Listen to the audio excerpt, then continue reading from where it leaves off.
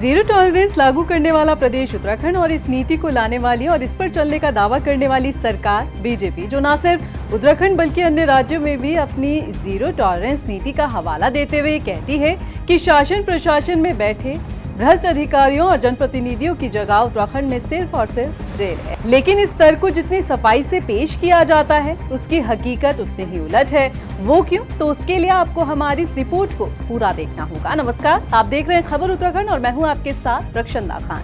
जी हां, उत्तराखंड में भ्रष्टाचार के खिलाफ राज्य सरकार अपनी कटिबद्धता जाहिर करती रही है।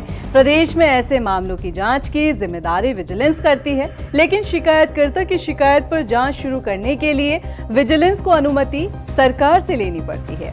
यही वजह है कि प्रदेश में अब तक 29 भ्रष्टाचारियों पर कोई कार्रवाई नहीं हो पाई है, क्योंकि शासन को भेजी रिपोर्ट पर जांच की परमिशन नहीं मिल पाई है। हैरानी इस बात की है कि इस रिपोर्ट में सबसे पुराना मामला साल 2022 का है। 24 मामले खुली जांच की अनुमति के हैं, जबकि 4 मामलों में मुकदमा चलाना है। साथ ही एक मामला अभियोजन की स्वीकृति का है। दरअसल विजिलेंस को समय समय पर सरकारी अफसरों और कर्मचारियों के खिलाफ गोपनीय और ट्रैप करने से जुड़ी शिकायतें मिलती है। ट्रैप से जुड़ी शिकायत पर फौरन ही कार्रवाई हो जाती है, जबकि गोपनीय शिकायत पर जांच की जाती है। साक्ष्य मिलने पर खुली जांच शुरू करने के लिए रिपोर्ट शासन को भेजी जाती है। जाहिर है, जब तक परमिशन नहीं मिलेगी तब तक जांच शुरू कैसे होगी।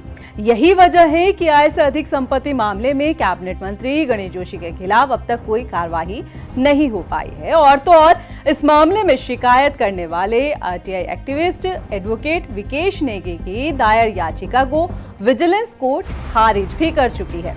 आपको याद होगा, एडवोकेट विकेश नेगी ने कैबिनेट मंत्री गणेश जोशी के 2022 के विधानसभा चुनाव में दिए गए हलफनामे को आधार बनाते हुए ये बताया था कि कैबिनेट मंत्री गणेश जोशी ने अपनी संपत्ति 9 करोड़ घोषित की है, जबकि 15 सालों में उनकी कुल कमाई 35 लाख रुपए होनी चाहिए थी।